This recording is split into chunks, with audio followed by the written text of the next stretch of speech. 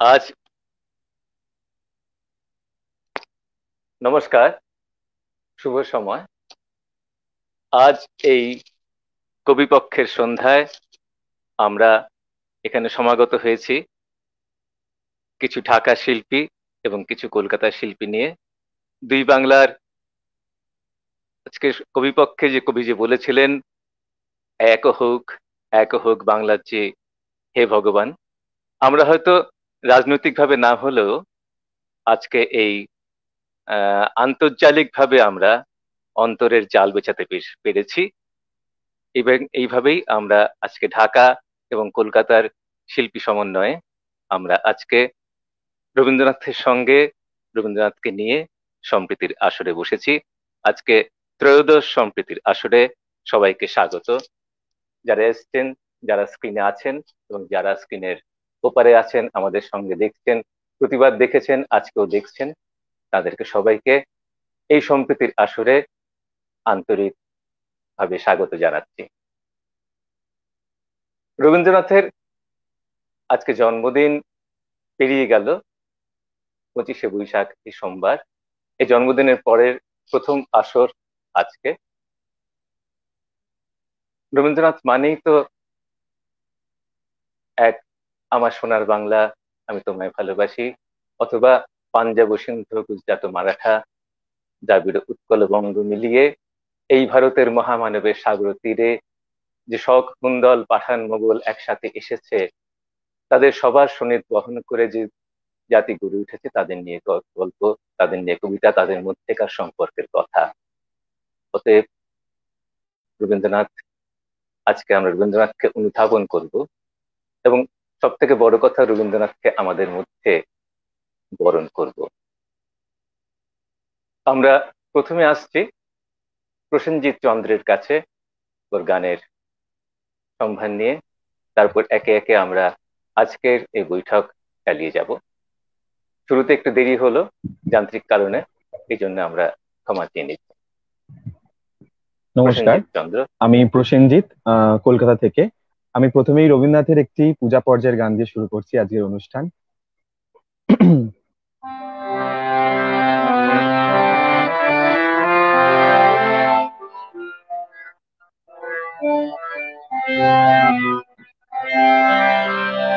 বহু নিরন্তর অনন্ত আনন্দ ধারা, বহু নিরন্তর অনন্ত আনন্দ ধারা, বাজে অসীম নভ মাঝে অনাদি রব, বাজে অসীম নভ মাঝে অনাদি রব, জারি অদম্য রবি চন্দ্র তারা, বহু নিরন্তর অনন্ত আনন্দ ধারা।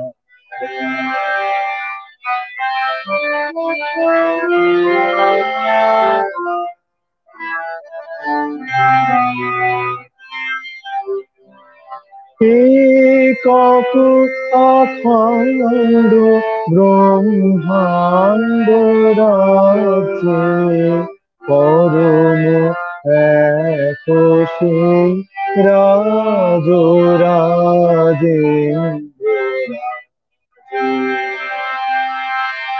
একক অখণ্ড ব্রহ্মাণ্ড রাজ্যে পরম এক সেই রাজ রাজেন্দ্র, বিস্মিত নিমেষ হত বিশ্ব চরণে বিনত, বিস্মিত নিমেষ হত বিশ্ব চরণে লক্ষ শত ভক্ত চিতে বাক্যহারা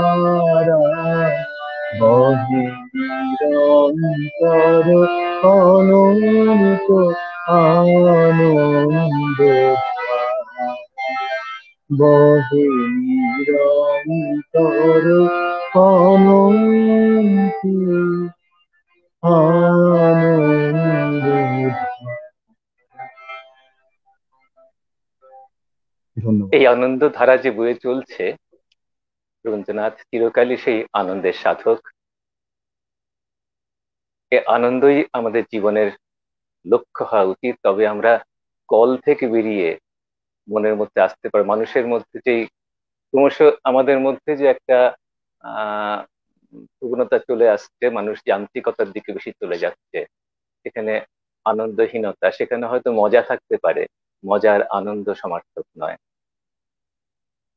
এই আনন্দই আমাদের জীবনের লক্ষ্য, এই আনন্দ লাভই আমাদের জীবনের পরম ধর্ম বলা যায়। ধর্মের এই আনন্দের মধ্যে, কেননা আনন্দার্থে বললি খালি মানে ভূতানে জানতে, সমস্ত কিছু আনন্দ থেকে উচ্চারিত হয়ে আনন্দের দিকেই চলেছে।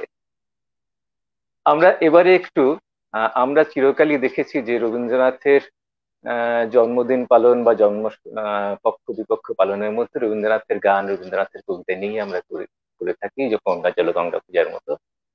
কিন্তু আমরা এবার রবীন্দ্রনাথকেই এখানে ডাকছি আমাদের শিল্পী হিসেবে। কিন্তু রবীন্দ্রনাথকে কিভাবে আমরা পাচ্ছি? রবীন্দ্রনাথ মানে তো শুধু গান কবিতা নয়, রবীন্দ্রনাথ মানে ছবি, রবীন্দ্রনাথ মানে প্রবন্ধ, রবীন্দ্রনাথ মানে উপন্যাস, রবীন্দ্রনাথ মানে গল্প, রবীন্দ্রনাথ মানে একসঙ্গে শিল্পের প্রায় সবকটি শাখা।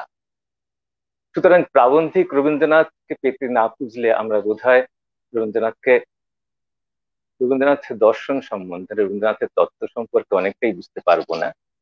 এবং আমি এবার রবীন্দ্রনাথের নিজের মুখের থেকে বক্তব্য কিছু একটা শুনে নিচ্ছি, তারপরে আমরা আবার আমাদের মতো করে রবীন্দ্রনাথকে আহ, পৌঁছে দেবো আর কি। রবীন্দ্রনাথকে আমরা আমাদের মধ্যে থেকে উপলব্ধিটা দেখাবো। আমি একটি রবীন্দ্রনাথের একটি ছোট্ট প্রবন্ধের মধ্যে দিয়ে আমরা আজকে অনুষ্ঠান শুরু করছি। আদিম সম্বল। এইটা মনে হয় খুবই প্রাসঙ্গিক, এখনো উনি আমাদের মধ্যে আছেন এটা বোঝার জন্য। যে জাতি নূতন জীবন আরম্ভ করিতেছে, তাহার বিশ্বাসের বল থাকা চাই। বিশ্বাস বলিতে কতগুলো অমূলক বিশ্বাস কিংবা গোঁড়ামির কথা বলি না, কিন্তু কতগুলি ধ্রুব সত্য আছে, যাহা সকল জাতির জীবনের মূলধন, যাহা চিরদিনের পৈতৃক সম্পত্তি, এবং যাহা অনেক জাতি সাবালক হইয়া উড়াইয়া দেয়, অথবা কোনো কাজে না খাটাইয়া মাটির নিচে পুঁতিয়া যক্ষের জিম্মায় সমর্পণ করে। যেমন একটা আছে স্বাধীনতার প্রতি বিশ্বাস, অর্থাৎ আরেকজন কেহ ঘাড় ধরিয়া আমার কোনো স্থায়ী উপকার করিতে পারে একথা কিছুতেই মনে লয় না। আমরা চোখে ঠুলি দিয়া আরেকজন যে আমাকে মহত্বের পথে লইয়া যাইতে পারে এ কথা স্বভাবতই অসঙ্গত এবং অসহ্য মনে হয়। কারণ যাহাতে মনুষ্যত্বের অপমান হয়, তাহা যখনই উন্নতির পথ, তাহা কখনোই উন্নতির পথ হইতে পারে না। আমার যেখানে স্বাভাবিক অধিকার, সেখানে আরেকজনের কর্তৃত্ব যে সহ্য করিতে পারে, সে আদিম মনুষ্যত্ব হারাইয়াছে। স্বাধীনতা প্রিয়তা যেমন উক্ত আদিম মনুষ্যত্বের একটি অঙ্গ, তেমনি সত্য প্রিয়তা আরেকটি। ছলনার প্রতি যে একটা ঘৃণা, সে ফলাফল বিচার করিয়া নহে, সে একটি সহজ উন্নত সরলতার গুণে। যেমন যুবা পুরুষ সহজে ঋজু হইয়া দাঁড়াইতে পারে, তেমনি স্বভাব সুস্থ যুবক জাতি সহজেই সত্যচরণ করে। যদিবা কোনো বয়স্ক বিজ্ঞ লোক এমন মনে করেন, কথাটা সম্পূর্ণ সত্য নহে। আমরা স্বাভাবিক অধিকার থাকিলেও আমার স্বাভাবিক যোগ্যতা না থাকিতেও পারে। অতএব সেইরূপ স্থলে অধীনতা স্বীকার করাই যুক্তিসঙ্গত। কথাটা যেমনই প্রমাণিত হোক, তবু একথা বলিতেই হইবে যে জাতির মাথায় এমন যুক্তির উদয় হইয়াছে, তাহা যাহা হইবার তাহা হইয়া গেছে। আর যাহাই হোক, জীবনের আরম্ভে এইরূপ ভাব কিছুতেই শোভা পায় না। আমার কার্য আমাকেই করিতে হইবে, আরেকজন করিয়া দিলে কাজ হইতে পারে, কিন্তু আমার ভালো হইবে না। কাজের চেয়ে মানুষ শ্রেষ্ঠ। কলে কাজ হয়, কিন্তু কলে মানুষ হয় না।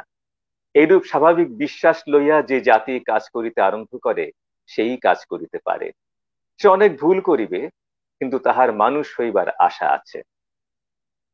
অন্যপক্ষে যুক্তির চক্ষু উৎপাটন করিয়া, জীবন ধর্মের গতিমুখে বাঁধ বাঁধিয়া দিয়া, মানুষের স্বাধীনতা সর্বস্ব সম্পূর্ণ বাজেয়াপ্ত করিয়া একটি সমাজকে কলের মতো বানাইয়া তাহা হইতে নির্বিরোধে নিয়মিত কাজ আদায় করিতে পারো, কিন্তু মনুষ্যত্বের দফা নিকেশ। সেখানে চিন্তা, যুক্তি, আত্মকর্তৃত্ব এবং সেই সঙ্গে ভ্রম, বিরোধ, সংশয় প্রভৃতি মানুষের ধর্ম লোপ পাইয়া যাইবে। কেবল কলের ধর্ম, কাজ করা, তাহাই চলিতে থাকিবে। কিন্তু নির্ভুল কল এবং ভ্রান্ত মানুষের মধ্যে যদি পছন্দ করিয়া লইতে হয়, তবে মানুষকেই বাঁচিতে হয়। ভ্রম হইতে অনেক সময় সত্যের জন্ম হয়, কিন্তু কল হইতে কিছুতেই মানুষ বাহির হয় না। মানুষের সকল প্রকার স্বাধীনতা অপহরণ করিয়া আমাদের সমাজের যে কি আশ্চর্য শৃঙ্খলা দাঁড়াইয়াছে, একথা লইয়া যাহারা গৌরব করেন, তাহারা প্রকৃত মনুষ্যত্বের প্রতি অশ্রদ্ধা প্রকাশ করেন। স্বাধীনতা সম্বন্ধে যেমন, সত্য সম্বন্ধেও তেমনি। অল্প বয়সে অমিশ্র সত্যের প্রতি যেরূপ উজ্জ্বল শ্রদ্ধা থাকে, কিঞ্চিত বয়স হইলে অনেকের তাহা ম্লান হইয়া যায়। তাহারা বলেন, সত্য সকলের উপযোগী নয় এবং অনেক সময় অসুবিধাজনক, এবং তাহা অধিকারী ভেদে ন্যূনাধিক মিথ্যার সহিত মিশাইয়া বাঁটোয়ারা করিয়া দেওয়া আবশ্যক। তাহারা খুব পাকা কথা বলেন, সন্দেহ নাই, কিন্তু এত পাকা কথা কোনো মানুষের মুখে শোভা পায় না। যে খাঁটি লোক, যাহার মন সাদা, যাহার পৌরুষ আছে, সে বলে, ফলাফল বিচার আমার হাতে নাই, আমি যাহা সত্য তাহা বলিব, লোকে বুঝুক আর নাই বুঝুক, বিশ্বাস করুক আর নাই করুক। এখন কথা এই, আমরা নব্য বাঙালিরা আমাদেরকে পুরাতন জাতি না নূতন জাতি কি হিসাবে দেখিব? যেমন করিয়া চলিয়া আসিতেছে তাহাই চলিতে দিব, না জীবন লীলা আরেকবার পাল্টাইয়া আরম্ভ করিব? যদি এমন বিশ্বাস হয় যে পূর্বে আমরা কখনো এক জাতি ছিলাম না, নূতন শিক্ষার সঙ্গে এই জাতীয় ভাবের নূতন আস্বাদ পাইতেছি, ধীরে ধীরে মনের মধ্যে এক নূতন সংকল্পের অভ্যুদয় হইতেছে যে আমাদের স্বদেশের এই সমস্ত সমবেত হৃদয়কে অসীম কালক্ষেত্রের মাঝখানে পরিপূর্ণ আকারে উদ্ভিন্ন করিয়া তুলিতে হইবে, সমস্তের মধ্যে এক জীবন প্রবাহ সঞ্চারিত করিয়া দেয়া এক অপূর্ব বলশালী বিরাট পুরুষকে জাগ্রত করিতে হইবে। আমাদের দেশ একটি বিশেষ স্বতন্ত্র দেহ ধারণ করিয়া বিপুল নরসমাজে আপনার স্বাধীন অধিকার লাভ করিবে। এই বিশ্বব্যাপী চলাচলের হাটে অসংকোচে অসীম জনতার মধ্যে নিরলস নির্ভীক হইয়া আদান প্রদান করিতে থাকিবে। তাহার জ্ঞানের খনি, তাহার কর্মের ক্ষেত্র, তাহার প্রেমের পথ সর্বত্র উদ্ঘাটিত হইয়া যাইবে। তবে মনের মধ্যে বিশ্বাস দৃঢ় হইবে, তবে মনের মধ্যে বিশ্বাস দৃঢ় করিতে হইবে। তবে জাতির প্রথম সম্বল যে স্বাধীনতা ও সত্যপ্রিয়তা, যাহাকে এক কথায় বীরত্ব বলে, বুড়া মানুষের মতো তর্ক করিয়া অভ্যাস আবশ্যক ও অসংখ্যার কথা তুলিয়া তাহাকে নির্বাসিত করিলে চলিবে না। যেখানে যুক্তির স্বাভাবিক অধিকার, সেখানে শাস্ত্রকে রাজা করিয়া, যেখানে স্বভাবের পৈতৃক সিংহাসন, সেখানে কৃত্রিমতাকে অভিষিক্ত করিয়া আমরা এতদিন সহস্রবায়ু অধীনতা রাক্ষসকে সমাজের দেবাসনে প্রতিষ্ঠিত করিয়া রাখিয়াছি। স্বাধীন মনুষ্যত্বকে ধর্মে, সমাজে, দৈনিক ক্রিয়াকলাপে সুচ্চগ্র ভূমিমাত্র না ছাড়িয়া দেওয়াকেই আমরা উচ্চ মনুষ্যত্ব জ্ঞান করিয়া আসিতেছি। যতদিন বিচ্ছিন্ন ভাবে আমরা নিজ নিজ গৃহপ্রাচীরের মধ্যে বদ্ধ হইয়া বাস করিতাম, ততদিন এমন করিয়া চলিত। কিন্তু যদি একটা জাতি বাঁধিতে চাই, তবে যে সকল প্রাচীন আরাধ্য প্রস্তর আমাদের মনুষ্যত্বের উপর চাপিয়া বসিয়া তাহার সমস্ত বল ও স্বাধীন পুরস্কার নিষ্পেষিত করিয়া দিতেছে, তাহাদিগকে যথাযোগ্য ভক্তি ও বিচ্ছেদ বেদনা সহকারে বিসর্জন দেওয়া আবশ্যক। এই হলো রবীন্দ্রনাথ। আমাদের যেই সম্প্রীতির আসর যেটা আমরা করছি, এখানে এই ধ্রুব সত্যটি আমাদের মানতে হবে, এই ধ্রুব বিশ্বাসের দিকে আমাদের এগোতে হবে, তবেই আমাদের বোধহয় নতুন ভাবে বেঁচে ওঠা যায়, আমাদের নতুন ভাবে ভাবতে পারবো। যাই হোক, আমরা এবার এই বিশ্বাসকে কিভাবে তিনি গানে কবিতায় বার করে এনেছেন সেটা দেখবো সাবরিনের কাছে। সাবরিন সুলতানা, ওর কাছে বা শুনবো তার বিশ্বাস কিভাবে এর সঙ্গে ওতপ্রোত হয়ে মিশে যাচ্ছে। নমস্কার, আমি সাবরিন সাবরিন সুলতানা। আমি কলকাতা থেকে। আমি আমার নিবেদন শুরু করছি।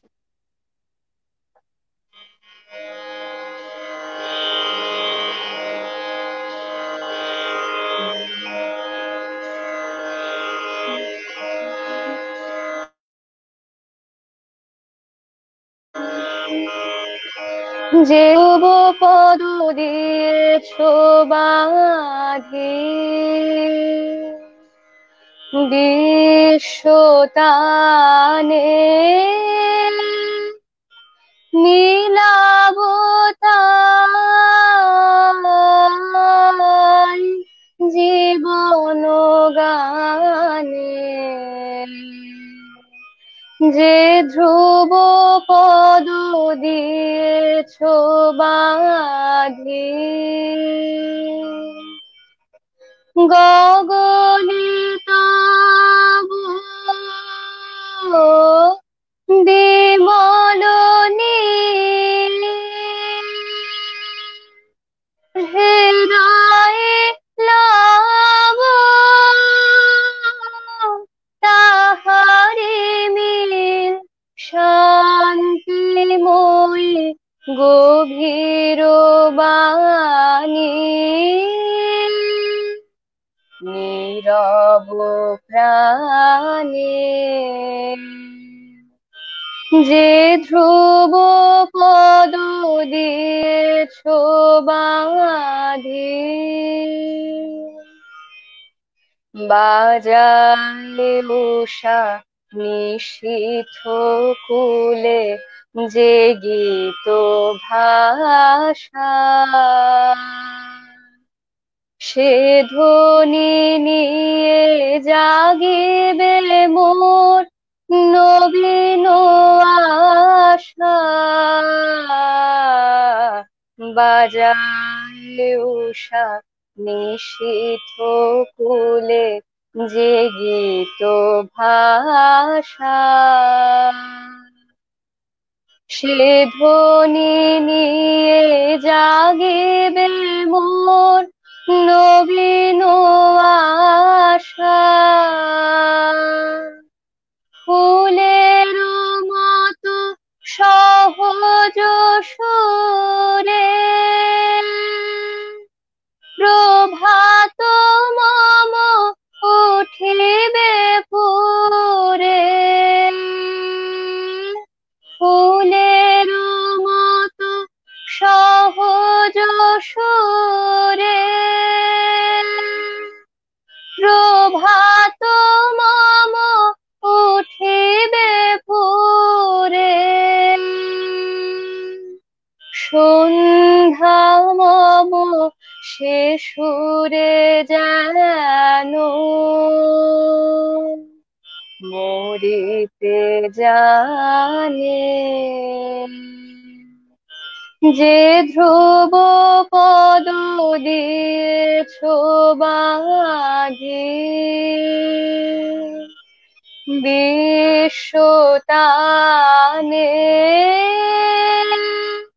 মিলাব তাই জীবন গানে। যে ধ্রুব পদ দিয়েছ বাঁধি।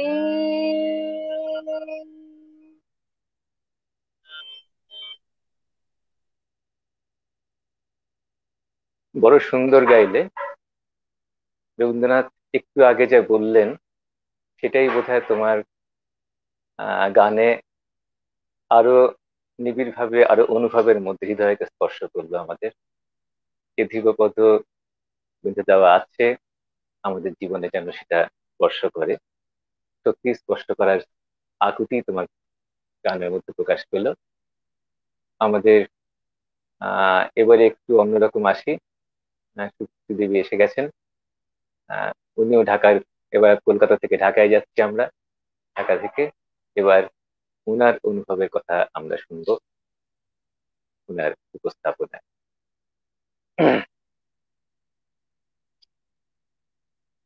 নিউজকে ধন্যবাদ জানাচ্ছি এত চমৎকার সব আয়োজন নিয়মিত করার জন্য।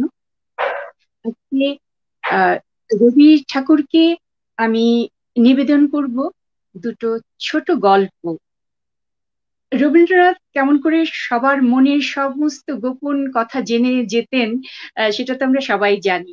তা আজকে আমি প্রথমে পড়ছি একটি গল্প, যেটাতে একটি অসমাপ্ত প্রেমের গল্প।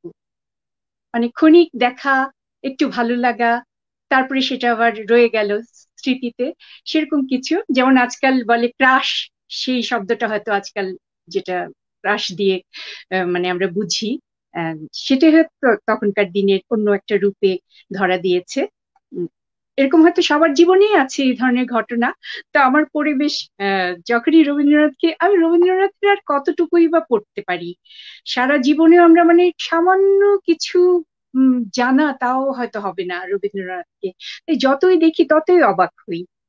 তো আজকে আমি প্রথমে পড়ছি ছোট্ট গল্প, অস্পষ্ট।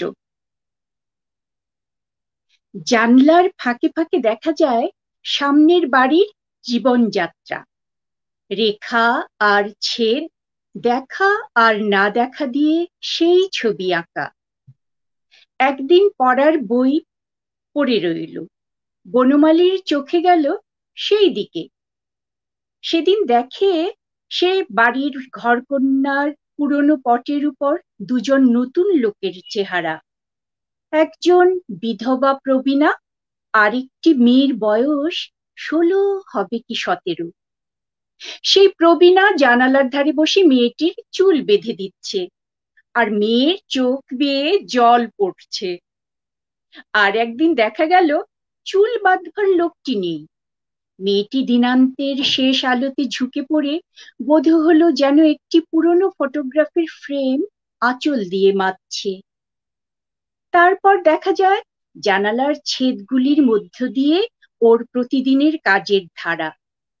কোলের কাছে ধামা নিয়ে ডাল বাছা, জাতি হাতে সুপুরি কাটা, স্নানের পরে বাঁ হাত দিয়ে নেড়ে নেড়ে ভিজে চুল শোকানো, বারান্দার রেলিং এর উপরে বালাপোষ রোদ্দুরে মেলে দেওয়া। দুপুরবেলায় পুরুষেরা আপিসে, মেয়েরা কেউ বা ঘুমোয়, কেউ বা তাস খেলে।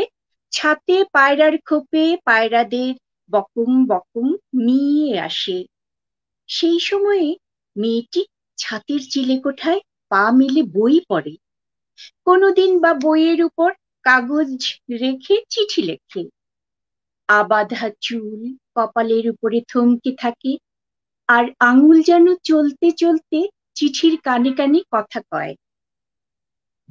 একদিন বাধা পড়ল।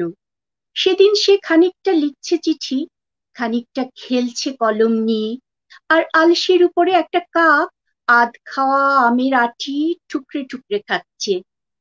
এমন সময়ে যেন পঞ্চমীর অন্নমনা চাঁদের কণার পিছনে পা টিপে টিপে একটা মোটা মেঘ এসে দাঁড়ালো। মেয়েটি আধা বয়সী, তার মোটা হাতে মোটা কাকন, তার সামনের চুল ফাঁক, যেখানে সিঁথির জায়গায় মোটা সিঁদুর আঁকা। বালিকার কোল থেকে তার না শেষ করা চিঠিখানা সে আচমকা ছিনিয়ে নিলে। বাজ পাখি হঠাৎ পায়রার পিঠে এসে পড়ল। ছাতে আর মেয়েটিকে দেখা যায় না। কখনো বা গভীর রাতে, কখনো বা সকালে বিকালে ওই বাড়ি থেকে এমন সব আভাস আসে যার থেকে বোঝা যায় সংসারটার তলা ফাটিয়ে দিয়ে একটা ভূমিকম্প বেরিয়ে আসবার জন্য মাথা ঠুকছে। এদিকে জানলার ফাঁকে ফাঁকে চলছে ডাল বাছা আর পান সাজা। ক্ষণে ক্ষণে দুধের কড়া নিয়ে মেয়েটি চলেছে উঠোনে কলতলায়। এমনি কিছুদিন যায়। সেদিন কার্তিক মাসের সন্ধ্যাবেলা, ছাদের উপর আকাশ প্রদীপ জ্বলছে। আস্তাবলের ধোঁয়া অজগর সাপের মতো পাক দিয়ে আকাশে নিঃশ্বাস বন্ধ করে দিলে। বনমালী বাইরে থেকে ফিরে এসে যেমনি ঘরের জানলা খুলল, অমনি তার চোখে পড়ল সেই মেয়েটি ছাদের উপর হাত জোর করে স্থির দাঁড়িয়ে। তখন গলির শেষ প্রান্তে মল্লিকদের ঠাকুর ঘরে আরতির কাসর ঘণ্টা বাজছে। অনেকক্ষণ পরে ভূমিষ্ঠ হয়ে মেঝেতে মাথা ঠুকে ঠুকে বারবার সে প্রণাম করলে, তারপরে চলে গেল। সেদিন বনমালী নিচে গিয়েই চিঠি লিখলে, লিখেই নিজেই গিয়ে তখনই ডাক বাক্সে ফেলে দিয়ে এলো। রাত্রে বিছানায় শুয়ে শুয়ে এক মনে কামনা করতে লাগলো সে চিঠি যেন না পৌঁছয়। সকালবেলায় উঠে সে বাড়ির দিকে যেন মুখ তুলে চাইতে পারলে না। সেই দিনই বনমালী মধুপুরে চলে গেল। কোথাও গেল, কাউকে বলে গেল না। কলেজ খোলবার সময় সময় ফিরে এলো। তখন সন্ধ্যাবেলা, সামনের বাড়ির আগাগোড়া সব বন্ধ, সব অন্ধকার। ওরা সব গেল কোথায়? বনমালী বলে উঠল, যাক ভালোই হয়েছে। ঘরে ঢুকে দেখে ডেস্কের উপরে এক রাশ চিঠি। সব নিচের চিঠির শিরোনাম মেয়েলি হাতের ছাঁদে লেখা, অজানা হাতের অক্ষরে, তাতে পাড়ার পোস্ট অফিসের ছাপ। চিঠিখানি হাতে করে সে বসে রইল, লেফাফা খুললে না, কেবল আলোর সামনে তুলে ধরে দেখলে। জানালার ভিতর দিয়ে জীবনযাত্রার যেমন অস্পষ্ট ছবি, আবরণের ভিতর দিয়ে তেমনি অস্পষ্ট অক্ষর। একবার খুলতে গেল, তারপরে বাক্সের মধ্যে চিঠিটা রেখে চাবি বন্ধ করে দিলে। শপথ করে বললে, এ চিঠি কোনো দিন খুলবো না। অতএব রয়ে গেল তো গল্পটা। কি হলো আমরা জানতেই পারলাম না সে চিঠিতে কি লেখা ছিল, তারপরে কি হলো। এই তো শেষ হইয়াও হইল না শেষ, হয়তো এটাকেই বলে। একদিক থেকে যেমন আধ্যাত্মিকতা চূড়ান্ত, একদিক থেকে প্রেমেরও চূড়ান্ত, এবং প্রেম এবং আধ্যাত্মিকতা কোন এক জায়গায় যেন মিলে যায় রবীন্দ্রনাথের কাছেই। তার সঙ্গে সমস্ত কিছু মিলেমিশে একটা জিনিস দাঁড়িয়ে যায়, আবার প্রকৃতি, প্রেম, মানে সম্প্রীতি শব্দটার মানে যদি প্রীতি হয়, প্রীতির বোধহয় সবার সঙ্গে, বিশ্বের সঙ্গে যে যোগ, যেটা প্রথমেই গানের মধ্যে প্রসেনজিৎ বলেছিল, এবং যে আনন্দের কথা বলেছিল, এবং সাবরিন যে ধ্রুবপদের কথা বলেছিল, এইটাকে তিনি বোধহয় সর্বত্রই দেখতে পাচ্ছেন, এবং প্রেমের ক্ষেত্রে এক চূড়ান্ত জায়গায় পৌঁছেছেন তার। এবং যে এই দেখবার সময় যে ছবিগুলো দেখা যাচ্ছে, যেন আপনি বলে যাচ্ছেন, আমার যেন মনে হচ্ছিল একটু চোখ বুঝলেই একটা সিনেমা দেখছি পরপর, এইরকমই। অতএব প্রেমের কথা যখন চলে এলাম, তখন একটু এই জাতীয় এখানেই দেখা যাক। আমি এবার সুস্মিতার কাছে আসি, সুস্মিতার উপস্থাপনা নিয়ে রবীন্দ্রনাথের আরেকটি দিক। নমস্কার, আমি সুস্মিতা সাহা, ঢাকা বাংলাদেশ থেকে আমার পরিবেশনা শুরু করছি। আমি প্রথমে গাইছি প্রকৃতি পর্যায়ে একটি রবীন্দ্রসঙ্গীত। আজি ঝড়ো ঝড়ো মুখর বাদর দিনে, আজি ঝড়ো ঝড়ো মুখর বাদর দিনে, জানি নে জানি নে কিছুতে কেন যে মন লাগে না, ঝড়ো ঝড়ো মুখর বাদর দিনে, আজি ঝড়ো ঝড়ো মুখর বাদর দিনে, এই চঞ্চল সজল পবন বেগে উদ্ভ্রান্ত মেঘে মন চায় মন চায়, এই চঞ্চল সজল পবন বেগে উদ্ভ্রান্ত মেঘে মন চায় মন চায়, এই বলাকারো পথ খানি নিতে চিনি, আজি ঝড়ো ঝড়ো মুখর বাদর দিনে, আজি ঝড়ো ঝড়ো মুখর বাদর দিনে, মেঘমল্লারে সারা দিন মান বাজে ঝরনার গান, বাজে ঝরনার গান মেঘমল্লারে সারা দিন মান বাজে ঝরনার গান বাজে ঝরনার গান মন হারাবার আজি বেলা পথ ভুলিবার খেলা মন চায় মন চায় হৃদয় জড়াতে তার চিরঋণে আজি ঝরো ঝরো মুখর বাদুর দিনে আজি ঝরো ঝরো মুখর বাদুর দিনে জানি নে জানি নে কিছুতে কেন যে মন লাগে না ঝরো ঝরো মুখর বাদুর দিনে আজি ঝরো ঝরো মুখর বাদুর দিনে।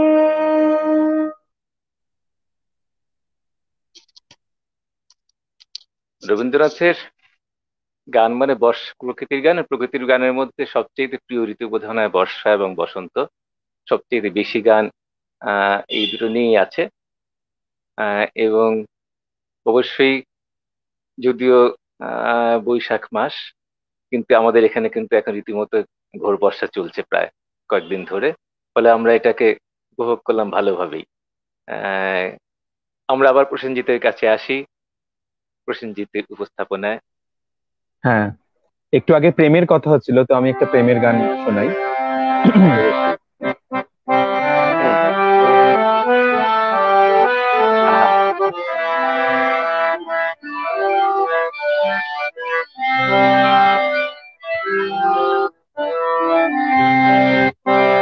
হৃদয়ের একুল কুল দুকুল ভেসে যায় হায় সজনী উথলে নয়ন বাড়ি।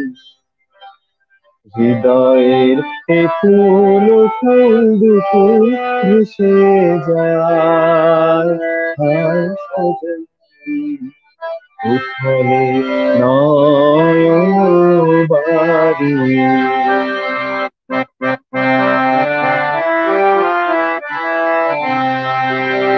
যেদিকে চেয়ে দেখি ওগো সখী, যেদিকে চেয়ে দেখি ওগো সখী, কিছু আর চিনিতে না পারি উথলে নয়ন বাড়ি। হৃদয়ের একুল কুল দুকুল ভেসে যায় হায় সজনী উথলে নয়ন বাড়ি।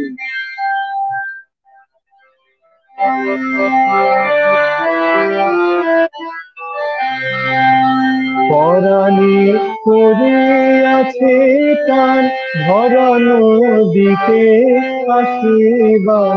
পরাণে পড়িয়াছে টান ভরা নদীতে আসিবার। আজিতে কি ঘোর তুফান সজনী গো,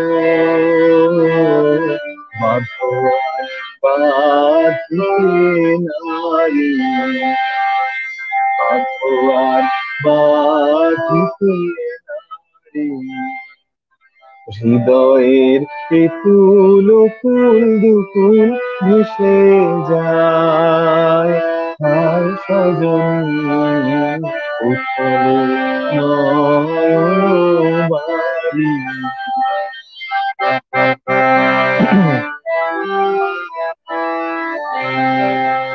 কেন এমন হলো গো আমার নব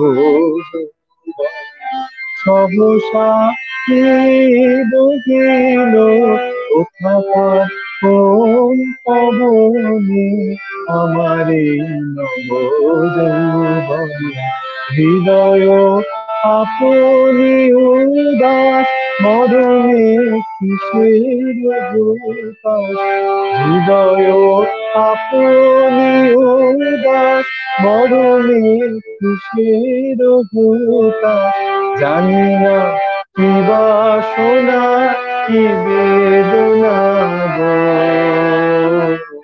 কেমনি আপনায় বাড়ি, কেমনি আপনায় বাড়ি, হৃদয়ের একটু নতুন নতুন কিসের আর সজনী, উঠলে নয়বাড়ি,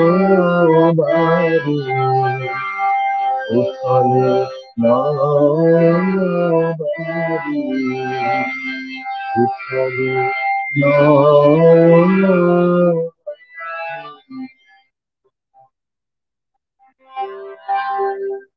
ধন্যবাদ। আমি হৃদয়ের কথা বলিতে ব্যাকুল, শুধাইল না কেহ। এইটাই বোধহয় আর মজা লাগছে, এইটা একটা অদ্ভুত লাগছে সমাপতন। এটাই হয় যেটা বলে না, গ্রেট ম্যান থিংস অ্যালাইক। যে গল্পটার সঙ্গে অদ্ভুত ভাবে সাযুজ্য পাওয়া গেল। তোমাকে আগে থেকে এটা বন্দোবস্ত ছিল, মানে করে এসেছিলে নাকি মনে হচ্ছে না, প্রসেনজিৎ এবং একদমই জানতাম না, হঠাৎ করেই গানটা মানে গল্পটার সঙ্গে মিলে গেল কোইন্সিডেন্টলি। এখানেই তো হ্যাঁ, হ্যাঁ, রবীন্দ্রনাথের মানে মহিমা আর কি। এইটাই এইটাই খুব সুন্দরভাবে গল্পটার সঙ্গে এসে গেল। এবং এর সঙ্গে একটা আরেকটা কবিতার কথা মনে পড়ছে, একটু যদিও দীর্ঘ কবিতা, সেই নিমন্ত্রণ কবিতাটি শুনেছে হয়তো। যাই হোক, আমরা তাহলে প্রেমের মধ্যে কিছুক্ষণ, কারণ আমরা যে সম্প্রীতির আসর, এটা প্রেমেরই আসর। আমরা সবার মধ্যে প্রীতির কথাই বলছি, এবং রবীন্দ্রনাথ মানেই nrvnews.com আয়োজিত, 24.com আয়োজিত এই অনুষ্ঠানে সবাইকে স্বাগত জানাচ্ছি। একটা কথা আমি বলে দিচ্ছি এখানে, যে আমাদের আজকে আহ, আমার ব্যক্তিগতভাবে সমস্যা হয় জন্য কারোর, যারা এসছেন তাদের কারোর মতামত আমরা মন্তব্য আমরা দেখতে পাচ্ছি না। আমাদের অনুষ্ঠানের পরে সেই মন্তব্যের উত্তরগুলো আমরা দেব যথাসময়ে। এখন অনেকেই এসছেন আমরা জানি, অনেকেই দেখছেন সুন্দরভাবে, কিন্তু তার উপভোগ করছেন, কিন্তু তাদের মতামত গুলো আমরা মন্তব্য আমরা দেখতে পাচ্ছি না, তাদেরকে স্বীকৃতি আমরা কিছু স্বীকৃতি দিতে পাচ্ছি না আর কি। এটা আমাদের এই মানে ব্যবস্থাটার মধ্যে সমস্যা। হুম। আজকে আমি করতে পারছি না। যাই হোক, এবারে আমরা সাবরিনের কাছে যাব। সাবরিনের উপস্থাপনা কি আছে, তার অনুভব কি আছে তার জায়গায়। আমার পরের গান প্রেম পর্যায়ে দেশরাগে আধারিত। অনেক কথা বলেছিলেন।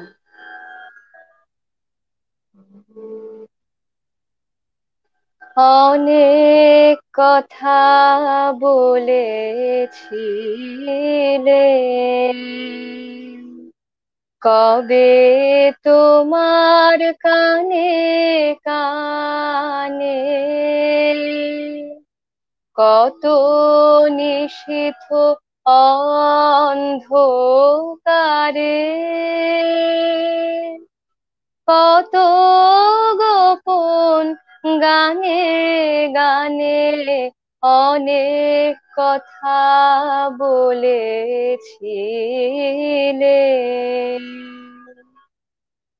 সে কি তোমার মনে আছে?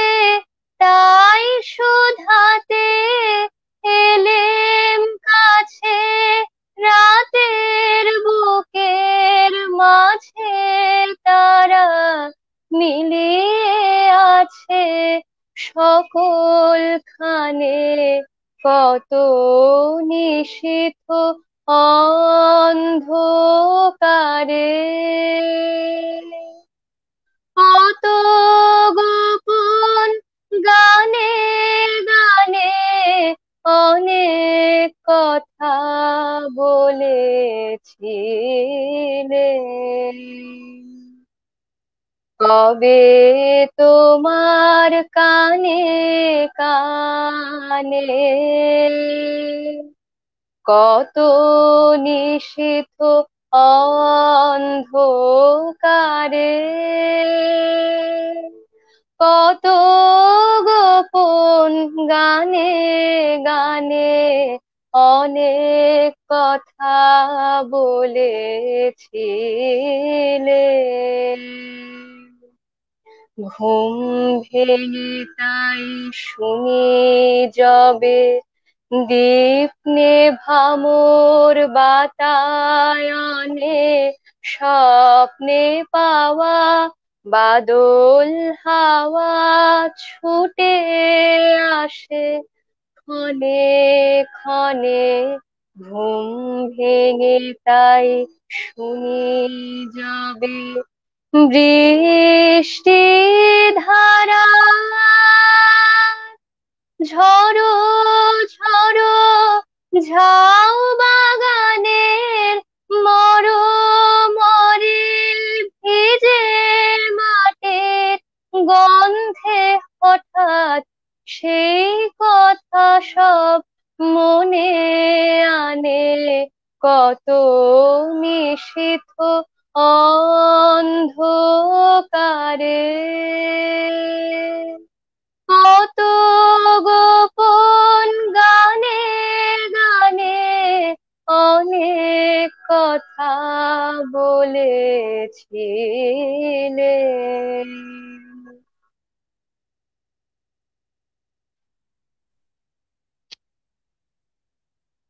মনে পড়ে তুমি পূব জানালার ধারে পশমের গুটি কোলে নিয়ে আছো বসে, উৎসুক চোখে বুঝি আশা করো কারে, আলগা আঁচল মাটিতে পড়েছে খসে। আজি চিঠি লিখেছে তো সেই কবি, গোধূলি যখন ঘনায় বিজন ঘরে। এইটাই যেন মনে পড়ে গেল তোমার এই কবিতাটা শুনতে, তোমার এই গান শুনতে শুনতে। কখন যে কবিতা গান, কখন যে গানের মধ্যে কবিতা বেরিয়ে আসে বোঝাই যায় না। কবিতা এবং সুর, সুর ও কথা একসঙ্গে সম্পৃক্ত হয়ে যায় রবীন্দ্রনাথের গানে। রবীন্দ্রনাথের কবিতার মধ্যে একটা সুর থাকে, গানের মধ্যে যেমন কবিতা থাকে। এখানেই বোধহয় রবীন্দ্রনাথের বৈশিষ্ট্য। আমরা সুস্মিতা বোধহয় লিঙ্কে পাচ্ছে না, বেরিয়ে গেছে, দেখা যাচ্ছে না। তাহলে আবার একটু প্রসেনজিতের কাছেই গান শুনি। সুস্মিতা এসছে মনে হচ্ছে, হ্যাঁ সুস্মিতা এসে গেছে। এবার সুস্মিতার কাছে সুস্মিতার উপস্থাপনা শুনবো। আমি এবারে প্রেম পর্যায়ের একটি বা রবীন্দ্রসঙ্গীত গাওয়ার চেষ্টা করছি। আমার এই পথ যাওয়াতে আনন্দ, আমার এই পথ যাওয়াতে আনন্দ, খেলে যায় রৌদ্র ছায়া বর্ষা আসে বসন্ত, আমার এই পথ যাওয়াতে আনন্দ। কারাই সম্মুখ দিয়ে আসে যায় খবর নিয়ে, কারাই সম্মুখ দিয়ে আসে যায় খবর নিয়ে, খুশির ওই আপন মনে বাতাস বহে, বাতাস বহে সুমন্দ,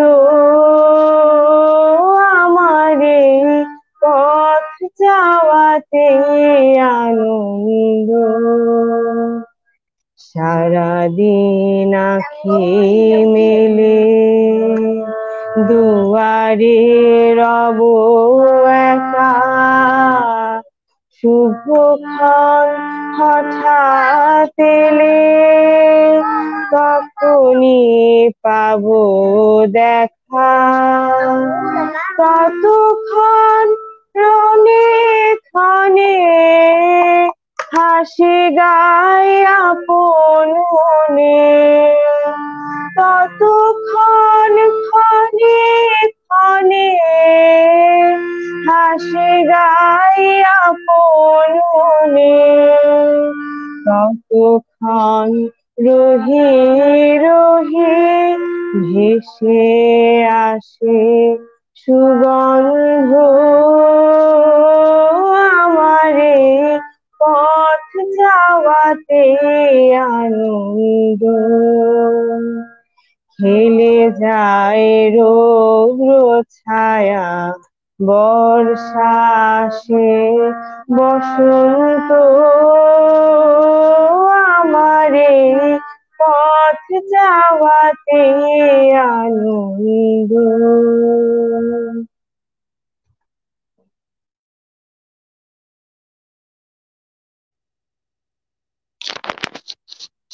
পথ বেঁধে দিল বন্ধনহীন গ্রন্থি, আমরা দুজন চলতি হওয়ার পন্থী। তাই তো পথ যাওয়াতে আনন্দ। সুন্দর উপস্থাপনা। আমরা আবার কি একটু গল্প শুনবো নাকি কবিতা শুনবো?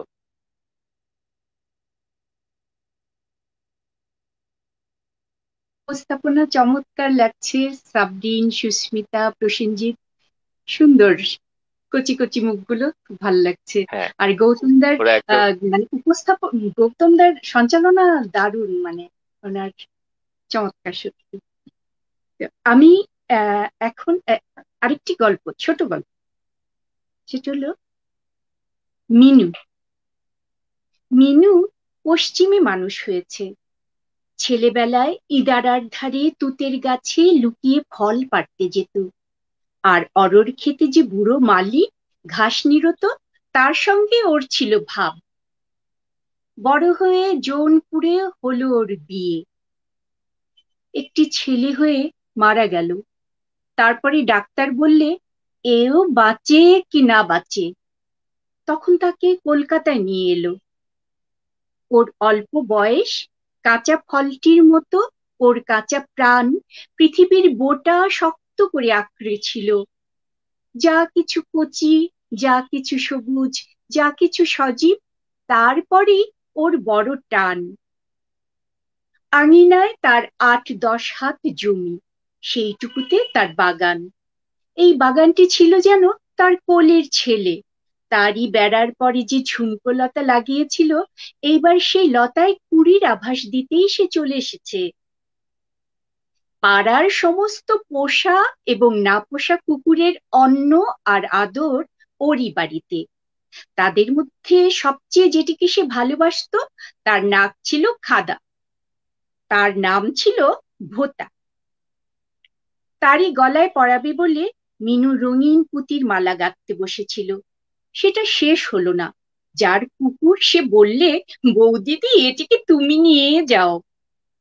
মিনুর স্বামী বললে, বড় হাঙ্গাম, কাজ নেই। কলকাতার বাসায় দোতলার ঘরে মিনু শুয়ে থাকে। হিন্দুস্থানি দাই কাছে বসে বসে কত কি বকে। সে খানিক শোনে, খানিক শোনে না। একদিন সারা রাত মিনুর ঘুম ছিল না। ভোরের আধার একটু যেই ফিকে হলো, সে দেখতে পেলে তার জানলার নিচেকার গোলক চাপার গাছটি ফুলে ভরে উঠেছে। তার একটু মৃদু গন্ধ মিনুর জানলার কাছটিতে এসে যেন জিজ্ঞাসা করলে, তুমি কেমন আছো? ওদের বাসা আর পাশের বাড়িটার অল্প একটুখানি ফাঁকের মধ্যে ওই রৌদ্রের কাঙাল গাছটি।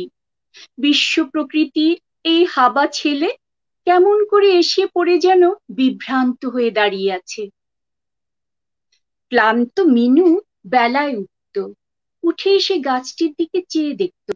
সেদিনের মতো আর তো তেমন ফুল দেখা যায় না। দাইকে বলতো, আহা দাই, মাথা খা, এই গাছটির তলা খুঁড়ে রোজ একটু জল দিস। এই গাছে কেন যে কদিন ফুল দেখা যায়নি একটু পরেই বোঝা গেল। সকালের আলো তখন আধু ফোটা পদ্মের মতো সবে জাগছে। এমন সময় সাজি হাতে পূজারী ব্রাহ্মণ গাছটাকে ঝাঁকানি দিতে লাগলো, যেন খাজনা আদায়ের জন্য বর্গির পেয়াদা। মিনু দাইকে বললে, শীঘ্রই ঠাকুরকে ডেকে আন। ব্রাহ্মণ আসতেই মিনু তাকে প্রণাম করে বললে, ঠাকুর ফুল নিচ্ছ কার জন্যে? ব্রাহ্মণ বললে, দেবতার জন্যে। মিনু বললে, দেবতা তো ওই ফুল স্বয়ং আমাকে পাঠিয়েছেন। তোমাকে? হ্যাঁ, আমাকে। তিনি যা দিয়েছেন সে তো ফিরিয়ে নেবেন বলে দেননি। ব্রাহ্মণ বিরক্ত হয়ে চলে গেল। পরের দিন ভোরে আবার সে যখন গাছ নাড়া দিতে শুরু করলে, তখন মিনু তার দাইকে বললে, ও দাই, এ তো আমি চোখে দেখতে পারিনি, পাশের ঘরের জানলার কাছে আমার বিছানা করে দে।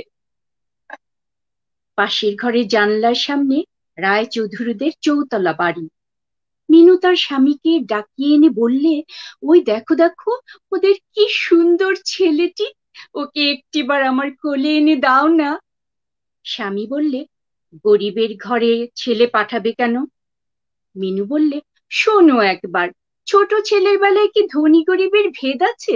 সবার কোলেই ওদের রাজ সিংহাসন। স্বামী ফিরে এসে খবর দিলে, দারোয়ান বললে বাবুর সাথে দেখা হবে না। পরের দিন বিকেলে মিনু দাইকে ডেকে বললে, ওই যে দেখ, বাগানে একলা বসে খেলছে, দৌড়ে যা, ওর হাতে সন্দেশটি দিয়ে আয়।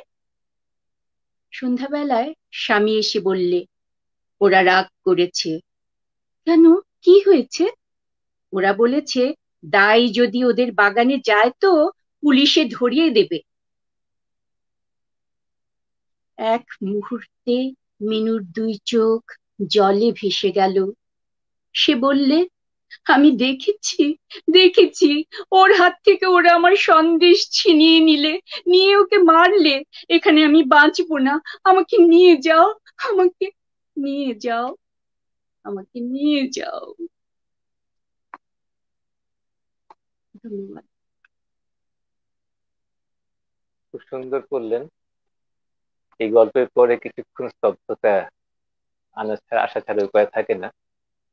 আর আমরা যে প্রথমেই বলেছিলাম যে কলের সঙ্গে মানুষের যে বিভেদের কথা রবীন্দ্রনাথ এসে বললেন আমাদের মধ্যে, রবীন্দ্রনাথের প্রবন্ধের মধ্যে দিয়ে, সেইটাই এই গল্প মুক্ত হয়ে উঠলো বোধহয়। আর রবীন্দ্রনাথ মানেই তো প্রকৃতি এবং মানুষের সঙ্গে মানুষের যোগের কথা, এবং মানুষের মধ্যে যোগ যেখানে আমাদের খর্ব হয়, তার দৃষ্টি এবং সব শিল্পীর দৃষ্টি সেখানটা এসে দাঁড়ায়। আসলে সমস্ত শিল্পীরাই তো সত্যদ্রষ্টা।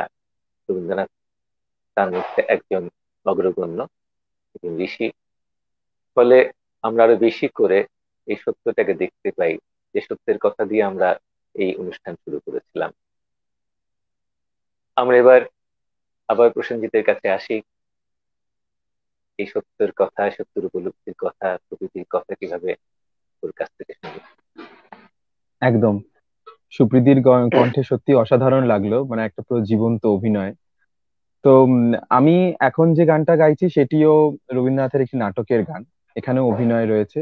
রক্তকরবী থেকে একটি গান বিশু পাগলের গলায় নন্দিনীর বাহ, উদ্দেশ্যে শোনানোর বাহ। চেষ্টা করছি। ভিডিও প্রায় অনেকটাই তৈরি।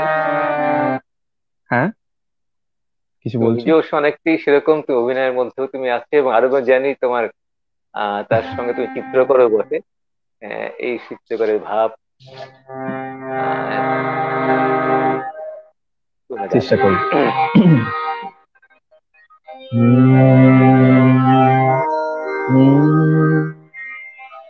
তোমার গান শোনাবো, তাই তো আমার জাগিয়ে রাখো, ও গো ঘুম ভাঙানো, তোমার গান শোনাবো, চমক দিয়ে তাই তো ডাকে, বুকে চমক দিয়ে তাই তো ডাকো, ও গো দুঃখ জাগানি, তোমার গান শোনাবো। দুঃখ জাগানিয়া তোমায় গান শোনাবো।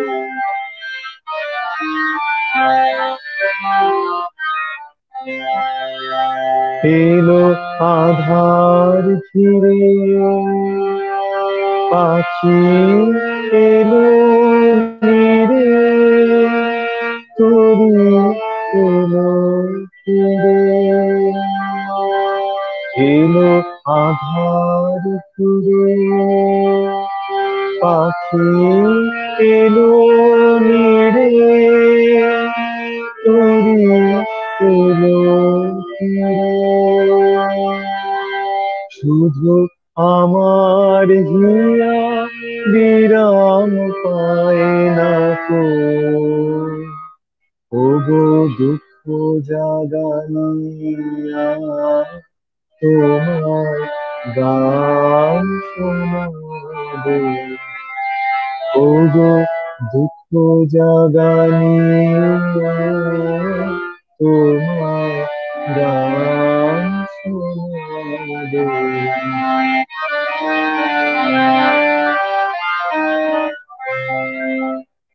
আমার কাজের মাঝে মাঝে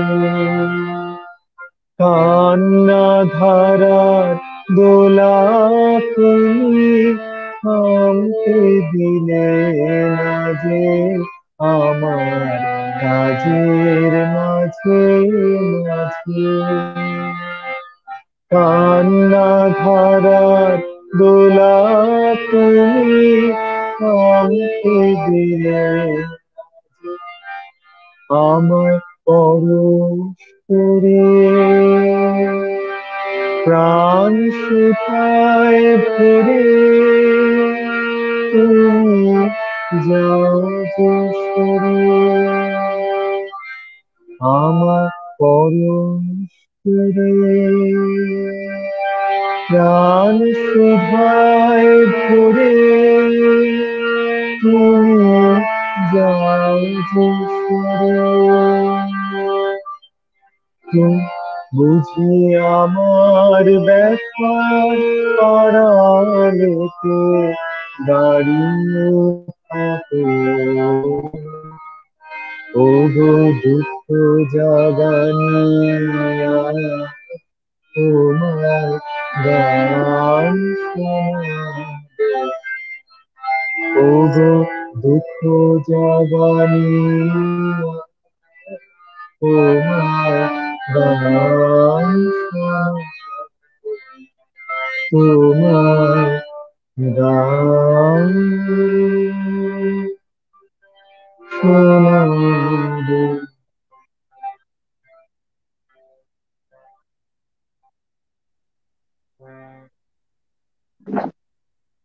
সত্যি গান তো শুনতেই হবে, গান শুনবার জন্যেই জাগিয়ে রাখা।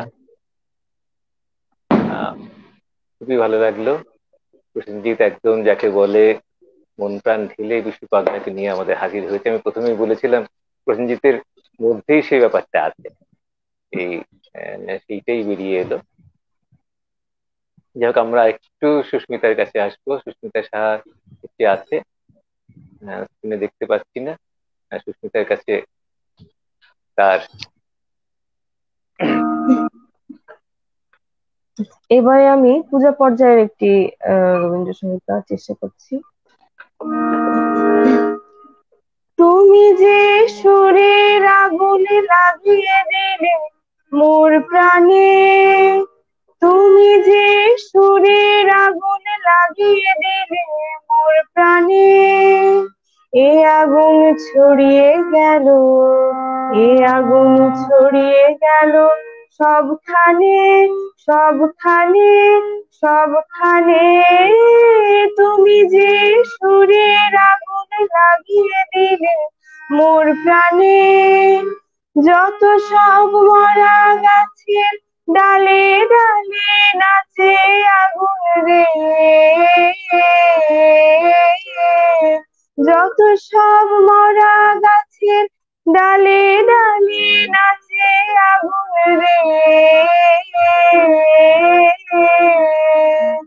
নাচে আগুন তালে তালে, আকাশে হাত তোলে সে, তার পানে তার পানে তার পানে।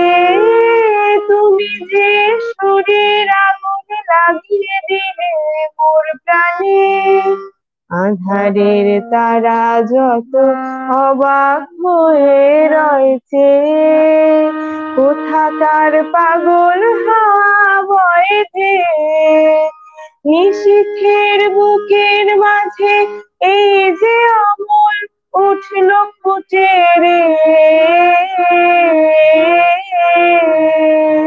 উঠল ফুটে স্বর্ণ কমল। আগুনে কি গুণ আছে কে জানে, কে জানে, কে জানে। তুমি যে সুরের আগুন লাগিয়ে দিলে মোর প্রাণে, এ আগুন ছড়িয়ে গেল, এ আগুন ছড়িয়ে গেল সবখানে, সবখানে, সবখানে।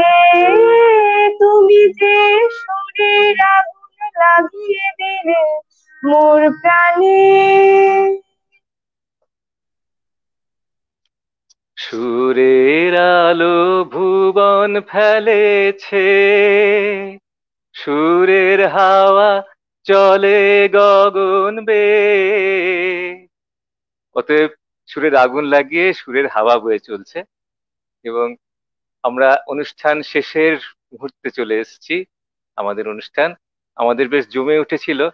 এদের সবার একদম যাকে বলে সবুজের অভিযান আজকে নিয়ে এসেছে আমাদের ওমর ভাই। সেই এদের মধ্যে দিয়ে ভারত, বাংলাদেশ, ঢাকা, কলকাতার যে অন্তর্জালের মধ্যে অন্তরের জাল বিছালাম, সেটার আমরা শেষ মুহূর্তে চলে এসেছি। আমরা এবারে শেষে ডাকছি আমাদের মিষ্টি মেয়ে সাবরিনাকে, সুরের হাওয়া, সুরের আগুন, সুরের কথা দিয়ে এভাবে আসছে।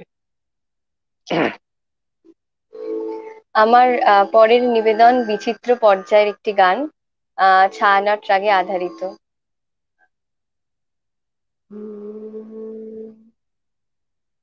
আমি তোমারে মাটির কন্যা, জননী বসুন্ধরা। আমি তোমারে মাটির কন্যা, জননী বসুন্ধরা। তবে আমারও মানব জন্ম কেন বঞ্চিত করা, জননী বসুন্ধরা। আমি তোমারে মাটির কন্যা, জননী বসুন্ধরা। পবিত্র জানি যে তুমি, পবিত্র জন্মভূমি, পবিত্র জানি যে তুমি, পবিত্র জন্মভূমি। মানব কন্যা আমি যে ধন্যা, প্রাণের পুণ্যে ভরা, জননী বসুন্ধরা। আমি তোমারে মাটির কন্যা, জননী বসুন্ধরা। কোন স্বর্গের তরে ওরা তোমায় তুচ্ছ করে, করে তোমার বক্ষ পরে। কোন স্বর্গের তরে ওরা তোমায় তুচ্ছ করে, রহি তোমার বক্ষ পরে। আমি যে তোমারই আছি নিতা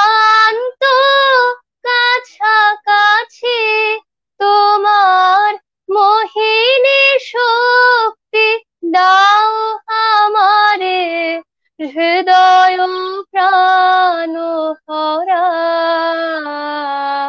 জননী বসুন্ধরা, আমি তোমারে মাটির কন্যা, জননী বসুন্ধরা।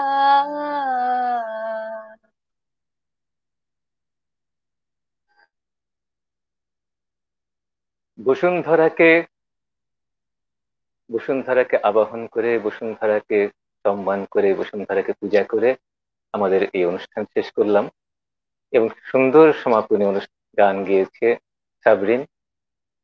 সত্যি তাই, আমরা যেটা দিয়ে শুরু করেছিলাম আমাদের অনুষ্ঠান, আনন্দের মধ্যে দিয়ে, এবং সেই আনন্দের প্রকাশের মধ্যে দিয়ে পৃথিবী জুড়ে থাকবে, এবং আমরা সকলেই এই মাটিরই কন্যা, মাটিরই পুত্র।